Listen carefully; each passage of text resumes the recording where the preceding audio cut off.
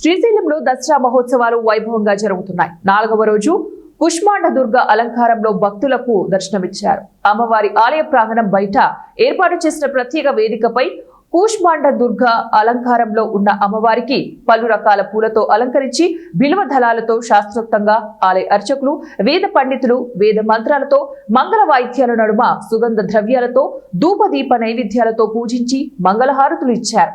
శ్రీ బ్రహ్మరాంబికాదేవి కూష్మాండ దుర్గ అలంకారంలో, అలాగే మల్లికార్జున స్వామి అమ్మవారు కైలాస వాహనంపై ఆశీనులను చేసి ప్రత్యేక పూజలు చేసి కర్పూర హారతులు ఇచ్చారు.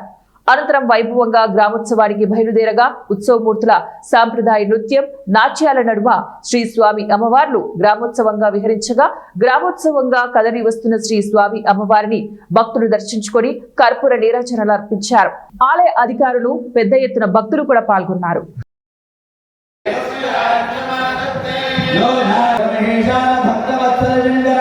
ఆత్మ ప్రదక్షిణ శిరసా ప్రదక్షిణ నమస్కారం.